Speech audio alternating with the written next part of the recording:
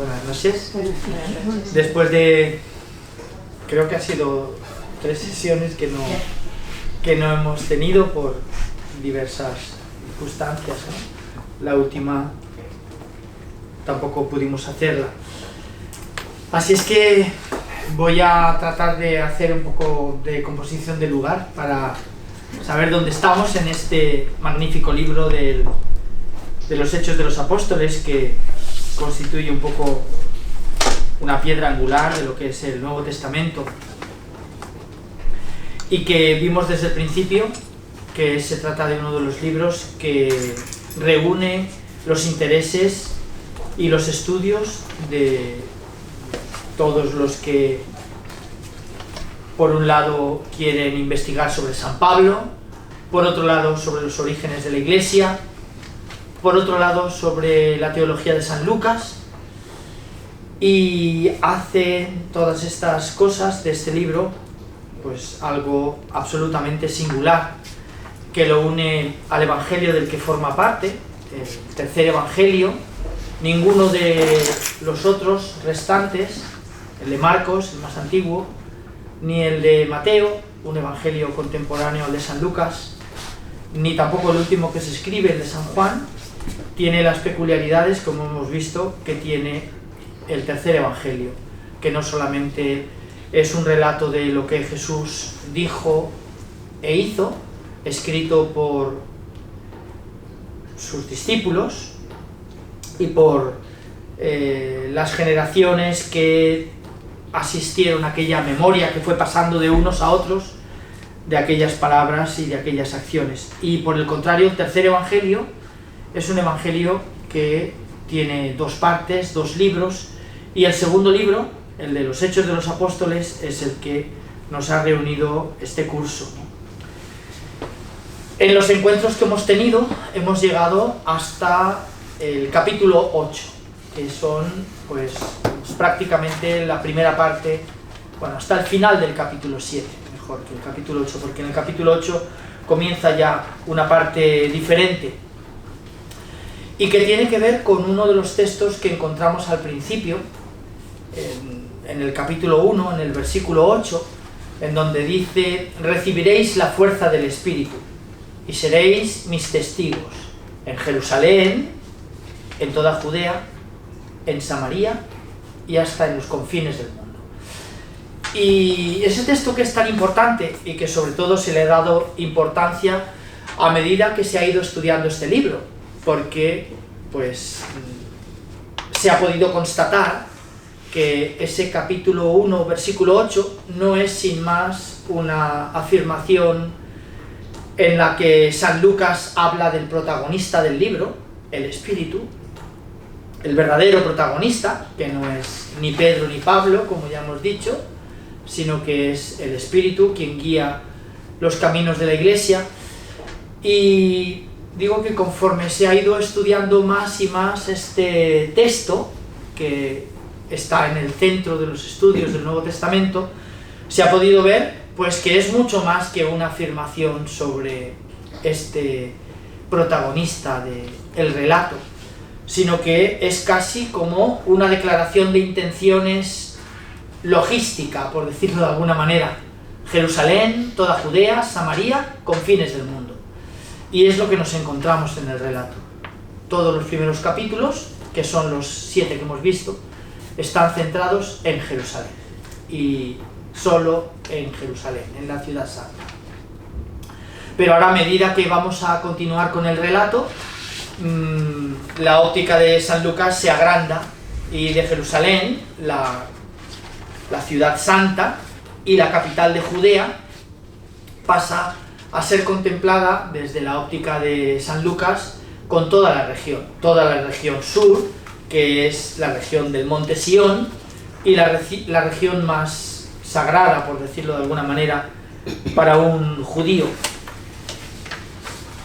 Jerusalén, toda Judea, Samaria, y Samaria, que es el territorio que tenemos al norte de Judea y desde luego al norte de Israel y de Jerusalén, resulta que es un territorio extraño, que es un territorio pagano, que es un territorio que los judíos no querían pisar, y sin embargo, pues nos vamos a dar cuenta de cómo forma parte de los planes de Pablo, un judío convertido. Ahora veremos su conversión, es en los capítulos donde nos hemos quedado, en el 8, en donde toda esta rebelión que tiene lugar con la muerte de Esteban, pues no se detuvo allí, como vimos, sino que en el capítulo 8 San Lucas comenta cómo fueron perseguidos y apresados los dirigentes de aquella comunidad cristiana de Jerusalén, sacados a las plazas para ser también, como Esteban, lapidados hasta morir. Y que no se detuvo tampoco allí la cuestión, sino que Pablo fue, todavía no es Pablo, Saulo, este judío fariseo, que estuvo presente en todas esas muertes, empezando por la de Esteban. Como vimos, dejaron las ropas de aquel joven diácono que estaba predicando sobre la resurrección de Jesús en la sinagoga de los libertos, y que esto bastó para que muriera ajusticiado, ejecutado, lapidado hasta morir. Y si recordáis que esta fue la penúltima sesión que tuvimos, estuve haciendo un paralelismo entre esa muerte de Esteban y las palabras pronunciadas por él y los comentarios hechos por San Lucas con la muerte de Jesús en la cruz, las palabras también pronunciadas por él: perdónalos porque no saben lo que hacen, en tus manos encomiendo mi espíritu. Es decir, lo mismo que nos encontramos en la muerte de este primer mártir cristiano, al que siguieron muchas otras muertes. Aquí es entonces donde comienza otro nuevo episodio apostólico que va a tener que ver con opciones importantes para esta iglesia. Una primera opción fue esta, la de poner los pies en un territorio proscrito, ¿no? En un territorio en el que los judíos nunca querían hacerlo y preferían incluso dar la vuelta por la Transjordania, lo que hoy es Jordania, atravesar el Jordán por Galilea, por el norte, en el caso de que hubiera que ir a la ciudad santa para una peregrinación, y toda Samaria obviarla al otro lado del Jordán, caminando por la antigua Moab, el territorio moabita, de donde una oriunda famosa que forma parte de la genealogía, primero del rey David y por lo tanto también de Jesús de Nazaret, Ruth, la moabita, habitante de aquellas tierras. Y después, a la altura de Jericó, ya en la actual Cisjordania, vuelven a entrar en territorio palestino, en territorio israelí. Y por eso digo que la Iglesia hace una opción por ese mundo marginado, incluso para el mundo judío. Después, otra opción importante que se va a presentar precisamente también ahora, a partir de este capítulo 8, y es abrirse a un mundo, el cristianismo, o todavía no podemos utilizar ese término porque sería anacrónico, lo será después de ese primer viaje, cuando regresan con Bernabé a la ciudad de Antioquía. Ahí estaríamos en el capítulo 11, y estamos en el 8, ¿no? En el capítulo 11, después del viaje, en donde dice que cuando llegaron a la ciudad fue cuando por primera vez al grupo de los creyentes en aquel lugar, Antioquía, el grupo de los creyentes fue llamado con el nombre de cristianos. Hasta ese momento eran los nazarenos, los seguidores de Jesús, los judíos herejes, los hermanos, los que siguen el camino, los que alaban el nombre del Señor. Todos estos nombres se dan cita especialmente en este libro para referirse al grupo de seguidores de Jesús. Pero por eso digo que hay otra opción importante, y es que el grupo de los seguidores de Jesús, además de planear extender la buena noticia por ese territorio impensable, no era una novedad absoluta para ellos, evidentemente.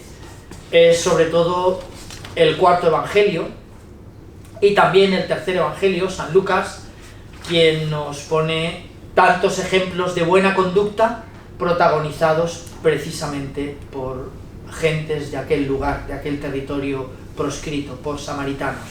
Sin ir más lejos, en el capítulo 10 del Evangelio según San Lucas, esa famosísima parábola del buen samaritano, ¿no?, como respuesta precisamente a la pregunta clave: Maestro, ¿qué he de hacer para heredar el reino? ¿Qué he de hacer para ganar la vida eterna? A lo que Jesús le respondió con otra pregunta, ¿no?, que lees en la ley, y aquel joven le respondió con las palabras que leía en la ley. Primero, en el libro del Deuteronomio: amarás al Señor tu Dios con toda tu mente, con todo tu corazón, con todo tu ser. Y con otras palabras que encontramos también y que por lo tanto no forman parte de una novedad cristiana, sino que están también en la ley judía. Las encontramos en el libro del Levítico: amarás al Señor tu Dios con toda tu mente, con todo tu corazón, y, Levítico, al prójimo como a ti mismo. De modo que este grupo que había escuchado aquellas palabras de Jesús para contestar a este joven que le había preguntado qué he de hacer, y cuando le respondió con esto, dices, muy bien, haz esto y vivirás. Y de nuevo una pregunta de aquel joven: ¿y quién es mi prójimo? A lo que respondió con esa parábola que solamente con el comienzo ya se evocan todas las imágenes en nuestra mente, ¿no? Un hombre bajaba de Jerusalén a Jericó, ¿no? Se encontró con aquel apaleado al borde del camino. De modo que no era una novedad absoluta la de que el grupo de seguidores de Jesús decidiera ir a tierras samaritanas. Tenemos además no solamente este texto importantísimo del tercer evangelio, la parábola del buen samaritano, sino que tenemos, por ejemplo, el cuarto evangelio, el evangelio según San Juan. Probablemente no circula todavía en el momento en el que San Lucas no circula ese relato, el del cuarto evangelio, o al menos no circula como lo conocemos hoy. Probablemente circulan fragmentos. Tal vez entre esos fragmentos estaba uno de esos capítulos contenidos en el cuarto evangelio, el 4, en donde Jesús tiene un encuentro que también quedó marcado en la memoria de sus discípulos, porque el evangelista así lo recoge: el discípulo amado, a quien la tradición cristiana atribuye este cuarto relato evangélico, y que la tradición cristiana, ese nombre del discípulo amado, que es el único nombre propio que proporciona el cuarto evangelio, quien escribe esto ha sido testigo de los acontecimientos que narra y es el discípulo al que Jesús más quería, y por eso el describirse a sí mismo como autor del relato y como ser el destinatario de esta predilección del maestro hizo que conozcamos al autor de este evangelio como el discípulo amado. Y por esto digo que tal vez no circula el relato completo tal como lo conocemos en la actualidad, pero muy probablemente circulan fragmentos, como sabemos, muy probablemente toda la parte final, la parte de la pasión, que es lo más antiguo que tenemos en todos los evangelios. Pero en cualquier caso digo que el capítulo 4 quedó marcado en las retinas de sus discípulos con aquel encuentro inusitado, inesperado, impensable si uno lee la ley de Israel, porque un judío piadoso, adulto, no podía jamás detenerse a hablar en público con una mujer, en un lugar público. ¿Y qué lugar más público que el pozo, a donde todo el pueblo acude a diario para recoger agua, ¿no? De hecho, digo, el discípulo amado, con un término, con un verbo que se puede traducir de muchas maneras, que los contextos son los únicos que hacen que el traductor se decida por se maravillaron o se horrorizaron. Y uno puede pensar, ¿cómo es posible pasar de una expresión sentimental que sería muestra de aprobación absoluta de lo que uno está escuchando o de lo que uno está viendo, a precisamente lo contrario, ¿no? Y bueno, pues tenemos ese verbo ahí, el verbo zaumazo, en el que el verbo griego zaumazo, que es posible traducirlo de esas dos maneras, y que porque los discípulos se habían ido a comprar al pueblo, regresan y se encuentran a Jesús hablando con una mujer a solas en el pozo, nos dice, utilizando ese verbo, que se horrorizaron al ver que Jesús estaba hablando con una mujer, ¿no? De modo que, bueno, pues ya digo que no se trata de una novedad absoluta que no hubiera pasado jamás por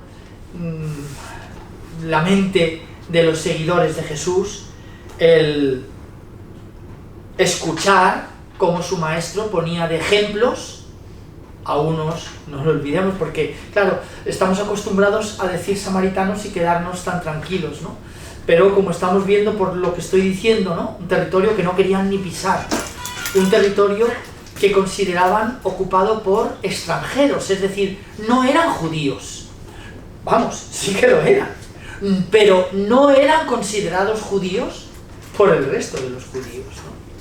De modo que un territorio de extranjeros, un territorio que además estaban caracterizados por no cumplir la ley de Israel, por lo tanto, por ser pecadores, ¿no?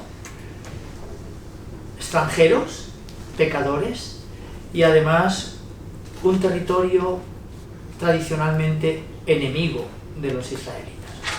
De modo que, claro, unir la pregunta de aquel joven, ¿y quién es mi prójimo? Y que Jesús le cuente una historia.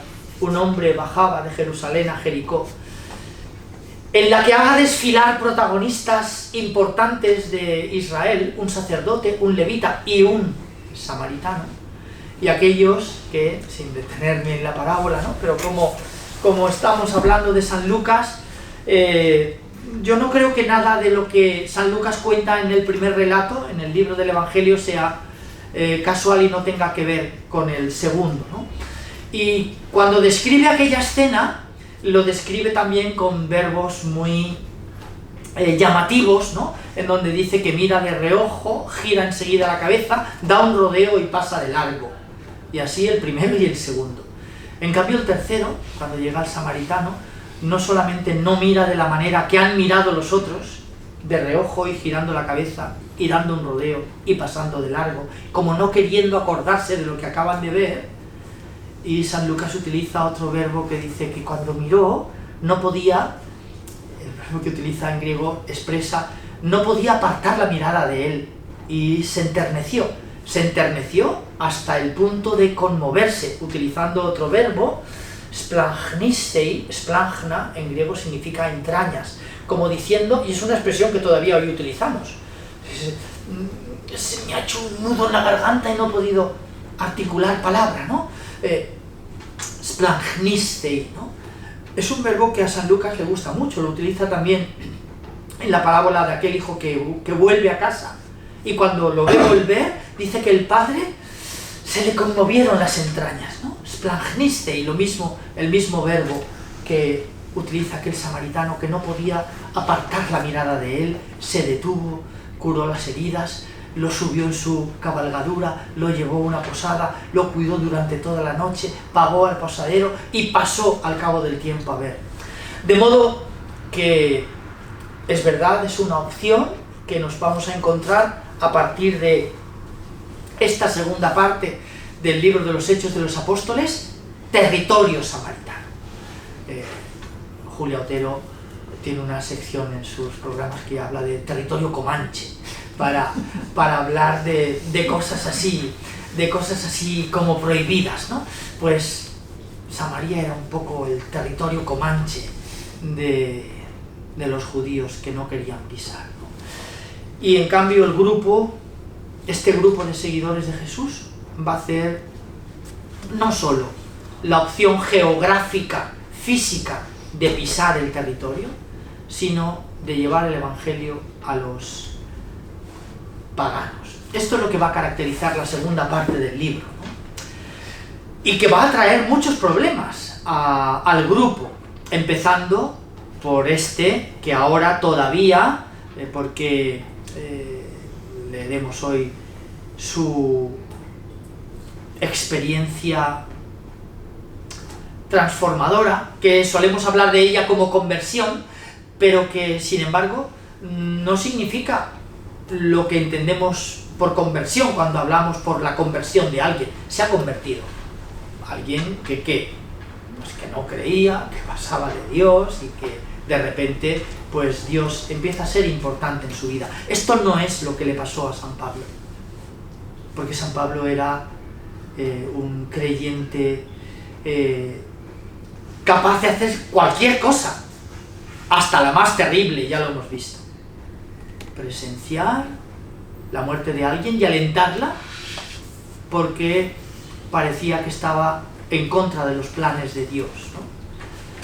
Entonces, alguien profundamente creyente, profundamente convencido de la ley de Israel y profundamente convencido de que aquel profeta Galileo era un impostor, un blasfemo que había sido sabiamente condenado por las autoridades religiosas de su pueblo y que en el último momento fue entregado en manos de los romanos para que fuera ejecutado, no con la pena capital judía, como habían muerto todos estos, lapidados.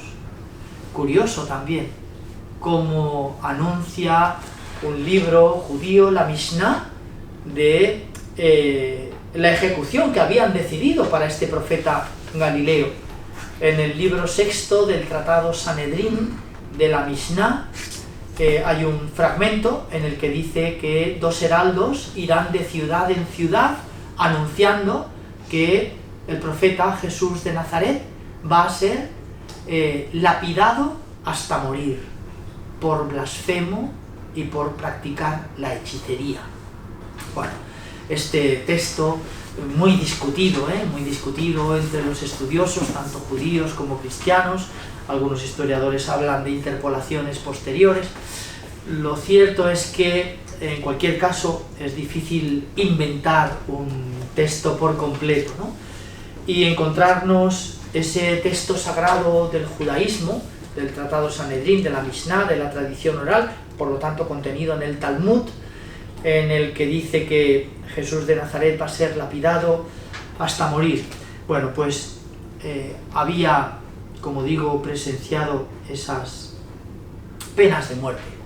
Y sin embargo, aquel judío se pone en marcha con la autorización de las autoridades de la sinagoga, la autorización de perseguir a los cristianos de Damasco.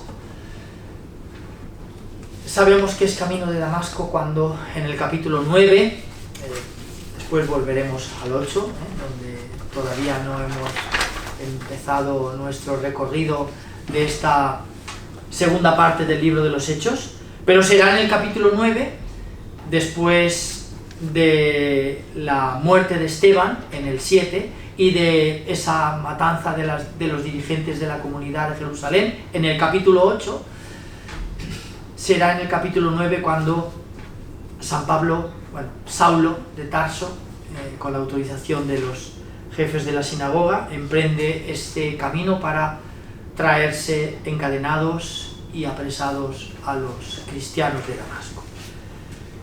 Y fue entonces cuando, en un relato que Lucas contará en este libro 3 veces, y es también, no voy a hacer spoiler ni nada de eso, porque espero que, como nos queda todavía la sesión del día 11 de junio, pues que por lo menos, aunque no lleguemos tal vez a terminar todo el libro, pero por lo menos estos 3 relatos que San Lucas va a narrar, haciendo que cada vez el relato cobre mayor intensidad.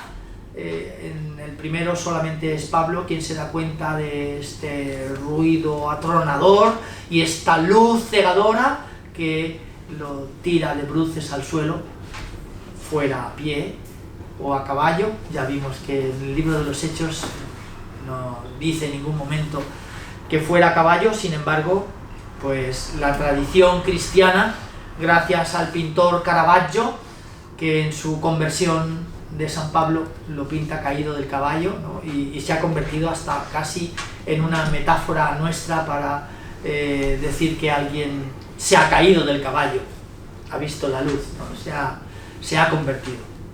De modo que 2 opciones importantes: el territorio, Samaria, y los paganos. Y digo 2 opciones que para el grupo no eran absolutamente novedosas, porque habían escuchado de labios de su maestro parábolas importantes que ponían como ejemplo de buena conducta a los habitantes de aquel lugar, que hacía de los habitantes de aquel lugar objeto privilegiado de la misericordia de Dios a través de Jesús. Por ejemplo, aquella mujer del pozo a la que Jesús le pide de beber. Y esta frase yo creo que es muy importante para la memoria bíblica, porque la Biblia comienza prácticamente así. No la primera página del Génesis, pero sí ese libro del Génesis, en los relatos patriarcales, en donde pues Abraham le pide a uno de sus criados que vaya al territorio de donde ellos procedían y que encuentre una mujer para su hijo.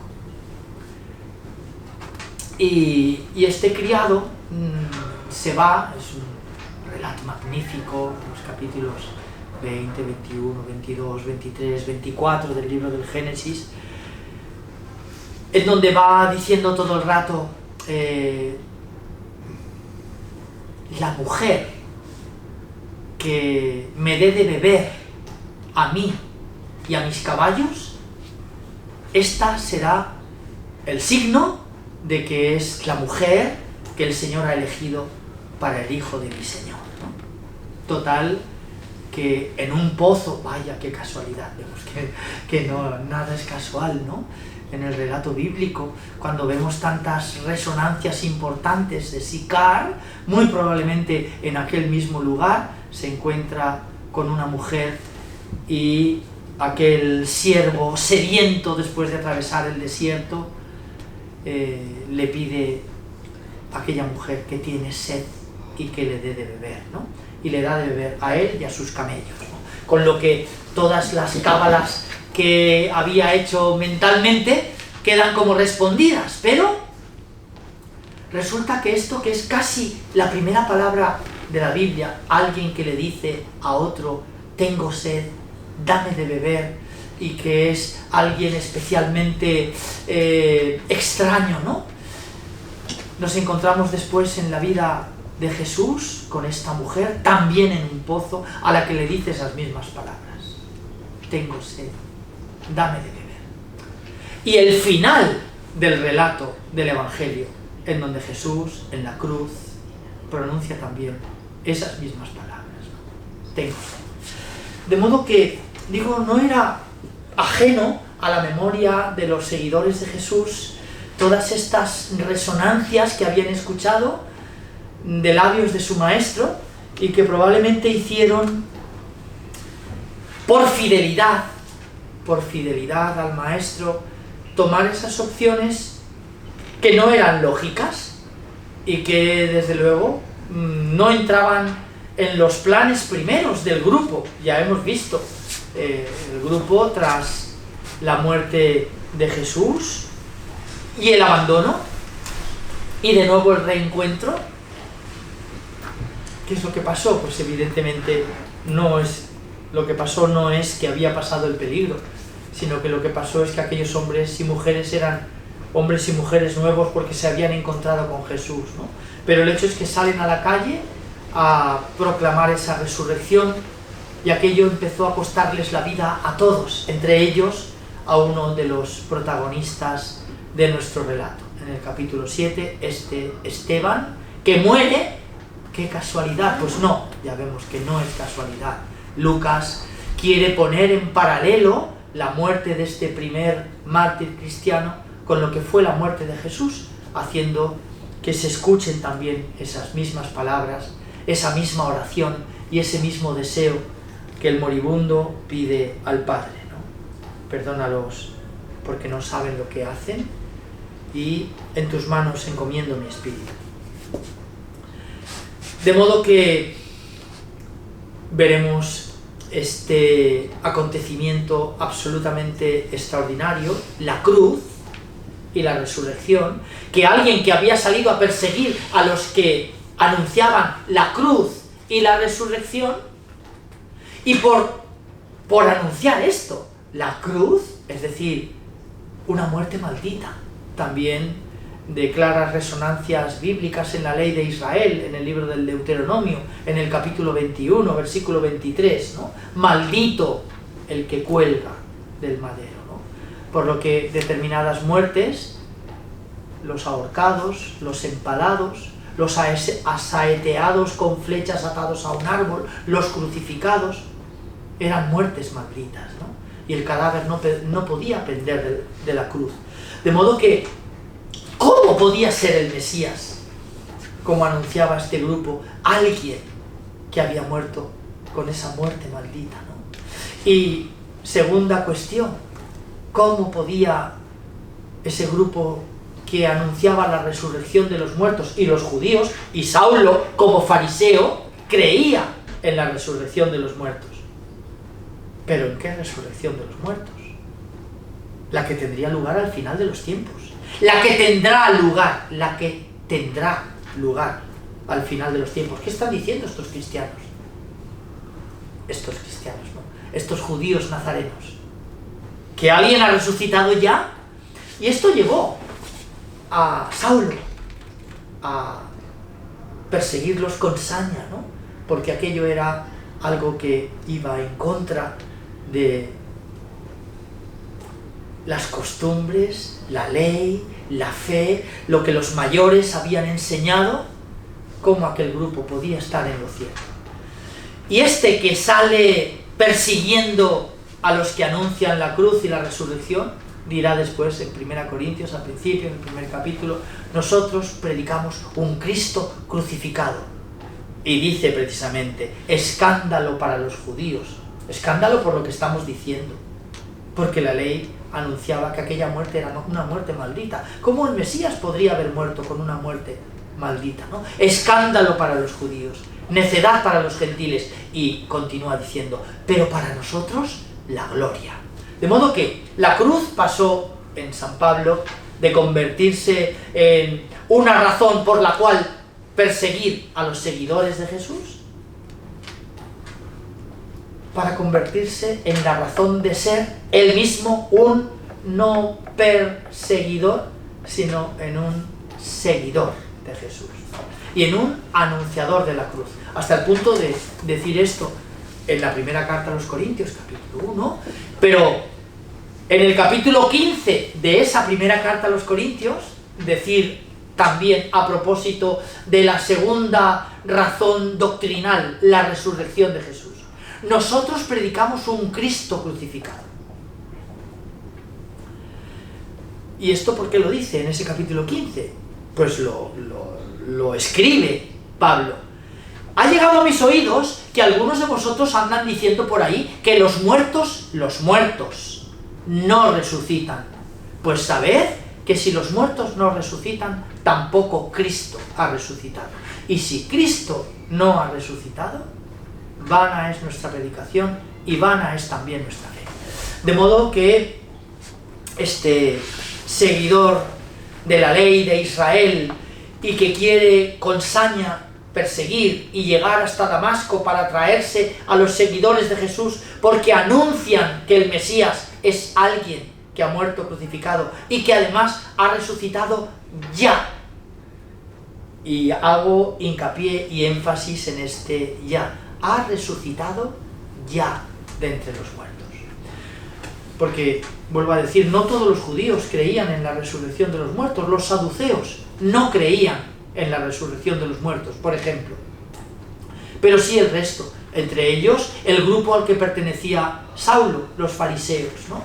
De hecho, Saulo salvará la vida en este libro, también en el capítulo 17 quieren matarlo, se da cuenta de que el auditorio está dividido y que en el auditorio hay fariseos como él, pero hay también saduceos, y se aclama a los suyos diciéndoles: hermanos fariseos, a mí en realidad me buscan y quieren acabar conmigo porque yo, como vosotros, creo en la resurrección de los muertos. No era del todo así, ¿no? Querían acabar con él por anunciar también la resurrección de Jesús, ¿no?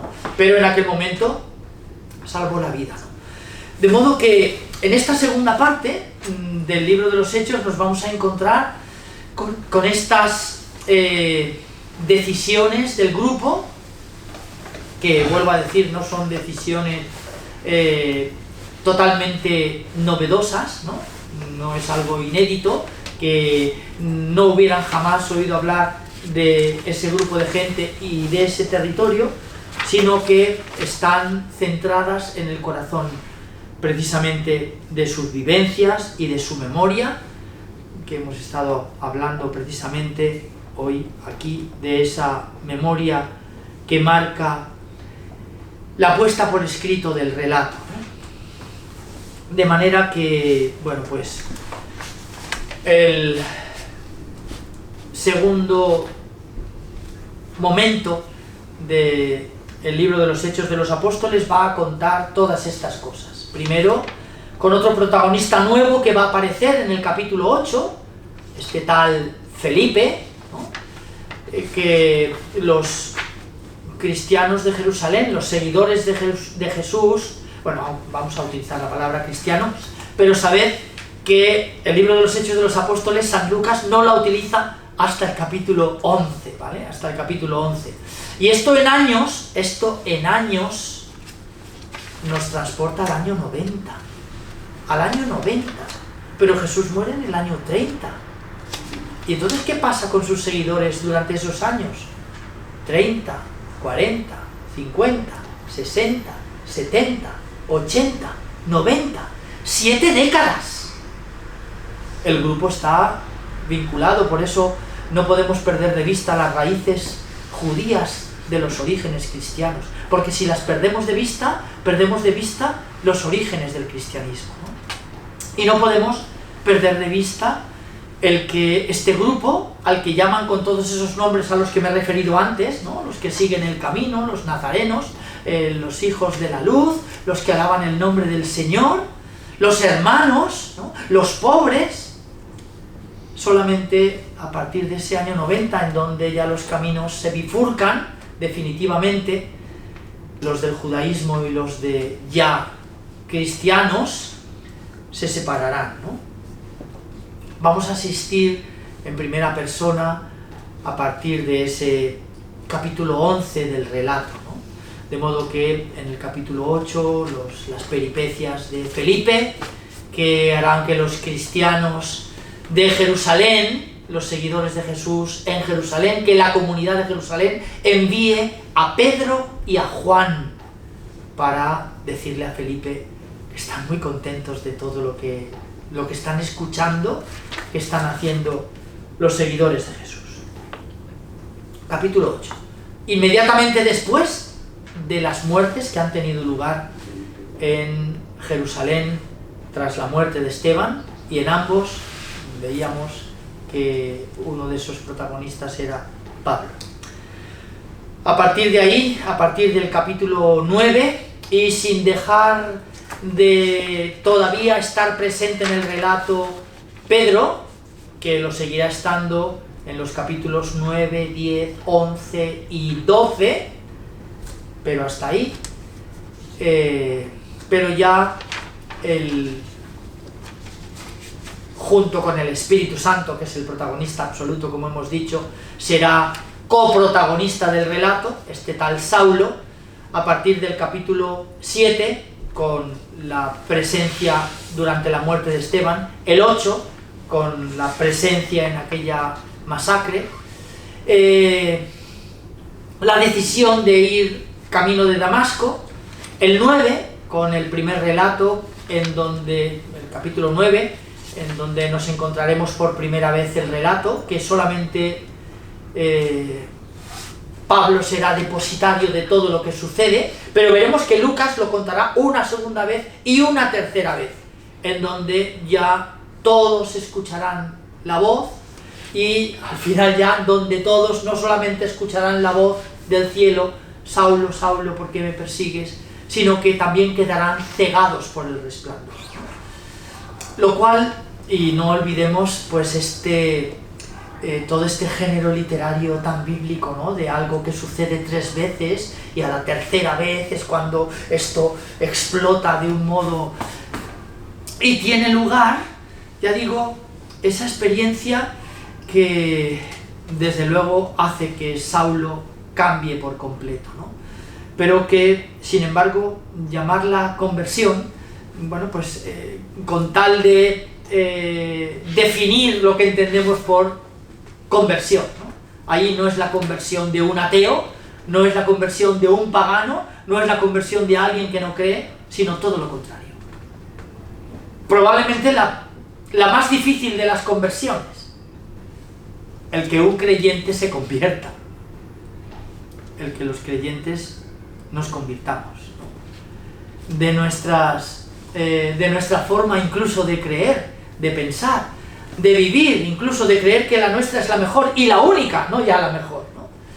Bueno, pues esto es lo que vamos a leer en esta segunda parte del relato, que solamente estoy preparando para ambientar, recordar lo que vimos y resituarnos en el camino, pero como veis sin leer todavía ninguno de esos textos. ¿Todo esto qué traerá como consecuencia? Pues traerá como consecuencia una convivencia difícil, la convivencia de los que están convencidos que determinados grupos de personas no pueden convivir. Y es el convencimiento que tenían, por ejemplo, los seguidores de Jesús en Jerusalén. No podían estar bajo el mismo techo de alguien que no fuera judío. ¿Qué había que hacer para ser judío? Pues había que estar circuncidado y que su madre fuera judía, ¿no?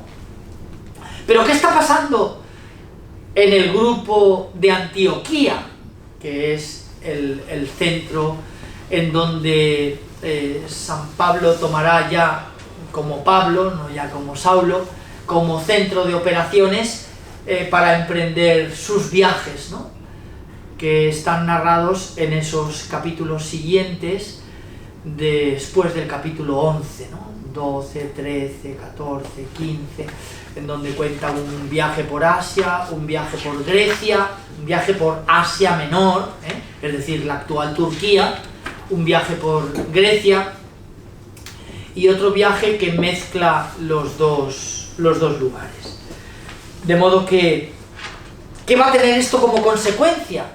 El haber optado por pisar territorio samaritano y el haber optado por predicar el Evangelio a lo que el Nuevo Testamento llama los gentiles, es decir, los paganos, es decir, los no judíos. Pues que al grupo de los seguidores de Jesús en Antioquía empiezan a unírseles gente que no es de tradición judía, ni de raíces judías, ni de religión judía, ni que está circuncidado, ni que tampoco sus orígenes son judíos, de madre judía, ¿no? Es decir, un judío por los cuatro costados, como San Pablo se define a sí mismo cuando habla de él, ¿no? En la carta a los Gálatas. Judío por los cuatro costados. ¿Y qué va a pasar? Pues que van a haber problemas serios, ¿no?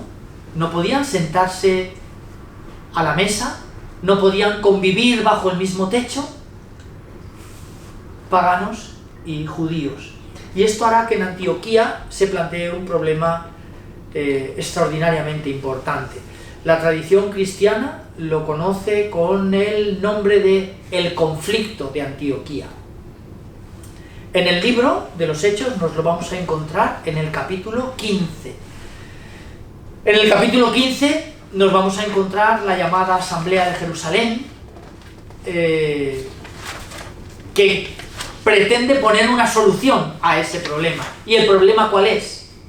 Pues que a los seguidores de Jesús que viven en Jerusalén, a la comunidad de Jerusalén, ha llegado hasta sus oídos que aquí, en Antioquía, donde está Pablo y Bernabé, pues se han unido al grupo de los seguidores de Jesús, gente que no está circuncidada, y simplemente han sido bautizados, y saben que comparten la vida de la comunidad, y por lo tanto, que comparten la mesa, claro, el único lugar en donde era posible, alrededor de ella, celebrar la fracción del pan, celebrar la Eucaristía.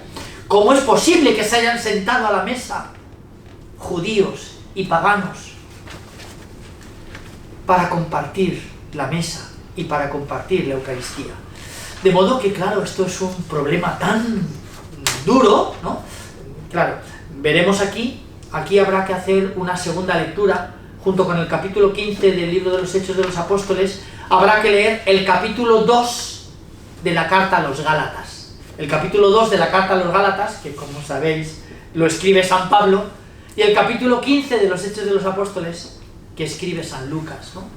Y en donde parece que aquel conflicto, como lo ha bautizado la teología cristiana y la investigación histórica de los orígenes cristianos, aquel conflicto en el libro de los Hechos casi nos va a parecer que fue un intercambio de pareceres sin más, ¿no? Pero si nos leemos el capítulo 2 de la carta a los Gálatas, allí vemos a un Pablo que dice que en medio de la asamblea se levantó y dirigiéndose a los judaizantes, es decir, a Simón Pedro y a otros, Bernabé, les llama hipócritas. Sois unos hipócritas. Porque han venido los de Jerusalén, no está refiriéndose en ese momento al decir los de Jerusalén a Pedro, que había venido de Jerusalén, pero mucho antes. La cosa se complica todavía más, porque se escuchan todas estas cosas y Pedro va de Jerusalén a Antioquía a poner orden. Y se queda Santiago en Jerusalén. ¿Pero qué pasa? Pues que en Jerusalén, cuando ha llegado Pedro a Antioquía, siguen llegando esas voces de que los de Antioquía siguen conviviendo unos con otros, paganos que han sido, eso sí, bautizados y se han unido a la iglesia y están alrededor de la mesa. Y entonces, incrédulo, Santiago, el llamado hermano del Señor, envía a unos emisarios para comprobar si esto es así. Y ese es el momento en el que, cuando Pablo escribe en la carta a los Gálatas, les dice que son unos hipócritas, porque cuando han llegado los de Jerusalén se han puesto a disimular, dice, a disimular, ¿no? Como si con ellos no fuera la historia, como si ellos no fueran los que hasta ese momento se habían sentado a la mesa, los que hasta ese momento habían compartido la Eucaristía con todos los que se habían unido. De modo que asistiremos también a este episodio importante que, como vemos, tenía muchos flecos que no eran únicamente legales, no eran únicamente un judío legalmente la ley le prohíbe sentarse con alguien que no sea judío, es decir, que no sentarse a la mesa, ¿vale? Sentarse a la mesa y compartir lo que en la mesa hay. Ahí hay muchas cuestiones, ¿no? Si por ejemplo nos leyéramos el capítulo 11 del libro del Levítico, veríamos las fobias de por qué un judío no puede sentarse en una mesa de alguien que no sea judío, ¿no? Porque en ese capítulo 11 del libro del Levítico uno puede leer todo lo que un judío puede comer, pero también todo lo que un judío no puede comer, qué animales están prohibidos. Y no solamente esto, sino aquellos que no están prohibidos, está permitido comer, cómo deben cocinarse. Entonces, claro, uno puede comprender los miedos que un judío piadoso, que un judío ortodoxo pudiera tener, tiene todavía hoy, de sentarse en una mesa de alguien que no sabe lo que le va a poner en el plato que se va a comer, ¿vale?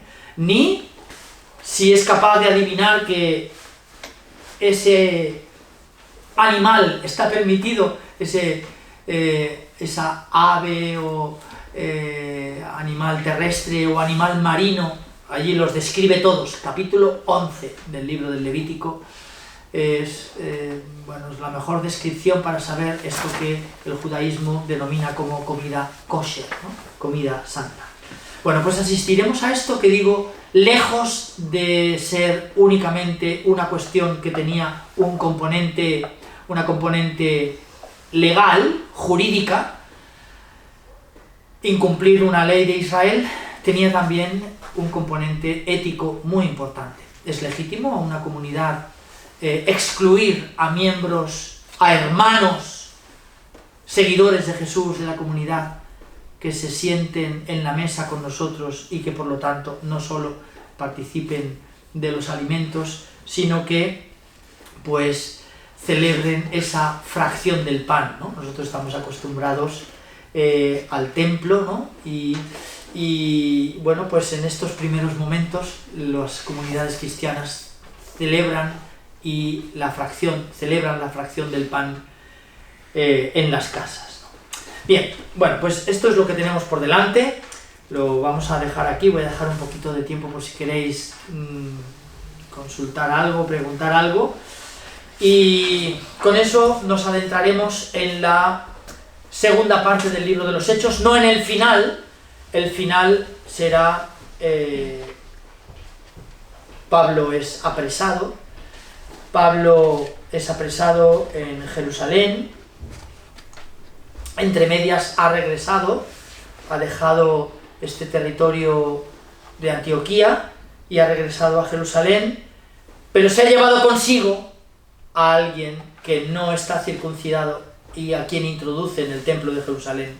Y Pablo es acusado de una ley que podría poner en peligro su vida, si no fuera porque pues apelará al César, diciendo que a él no lo pueden lapidar porque él es un ciudadano romano, ¿vale?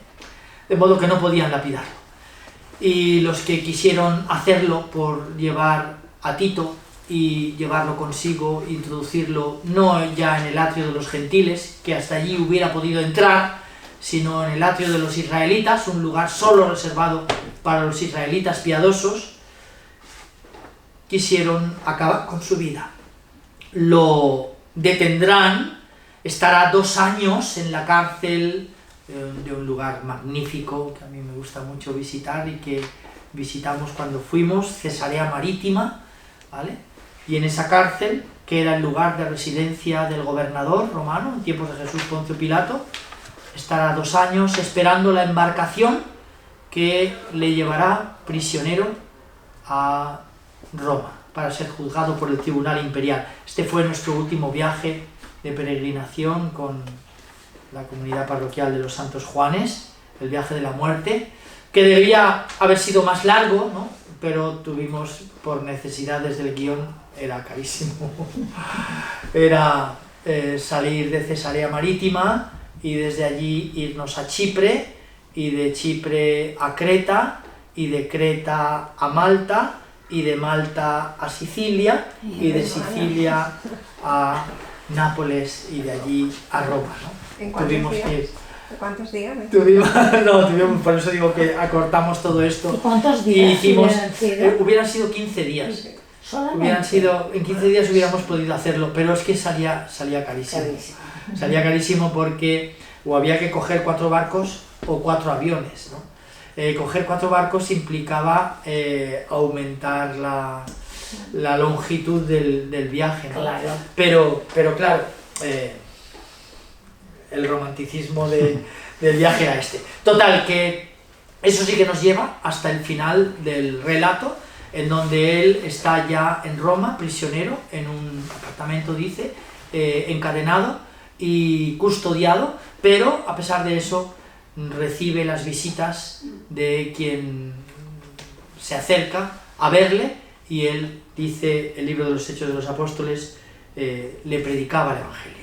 Y ese enigma que ya desvelamos al principio, por lo tanto no es spoiler del final, además podemos leerlo, ese enigma en el que un relato tan pormenorizado que ha ido narrando poco a poco toda la vida de Pablo desde que se une al grupo, y nos deja Lucas con Pablo encadenado, custodiado, esperando de un momento a otro que vengan a por él para decapitarlo, que es la muerte, la ejecución que le era posible por ser ciudadano romano, y esta muerte no se describe en el libro, lo cual, pues ya dijimos al principio, llevó a tantas conjeturas sobre si este libro, los Hechos de los Apóstoles, estaba completo o se ha perdido el final de los Hechos de los Apóstoles. Bueno, pues a partir de el mes de junio, que tendremos el día 11 de junio nuestro último encuentro de este curso, pero previamente habré hablado con Gonzalo para ver qué vamos a hacer, para saber qué tengo que hacer. Si tengo que en ese 11 de junio hacer todo este recorrido, ¿vale? que hemos visto, pero con textos, o tenemos que ir poco a poco y continuar el próximo curso cuando sea con los Hechos de los Apóstoles. Entonces, previamente hablaré con... ¿El tribunal lo condena por lo que había hecho en Jerusalén? El tribunal lo condena porque apela al César, sí. Y cuando llega a Roma tiene la mala fortuna de encontrarse con Nerón y sí. con todo lo que acaba de suceder en Roma, ¿vale? Y que hacen culpables precisamente a los seguidores de Jesús de lo que ha sucedido. Porque, claro, el tribunal romano por esto lo tenía que juzgar por un delito judío, de la ley judía, el haber introducido en el templo a un pagano. Pero en realidad lo conducen a ser juzgado por el tribunal imperial porque él apela a su condición de ciudadano romano y que por lo tanto no podían ejecutarle, no podían lapidarlo. Y al apelar al César tiene que ser juzgado por el tribunal imperial. Pero digo, allí probablemente se juntó la mala fortuna de llegar en el momento más inoportuno en el que uno podía llegar a la capital del imperio, encontrándose con aquel Nerón que a sus acordes de la lira ve cómo arde toda la ciudad, ¿no?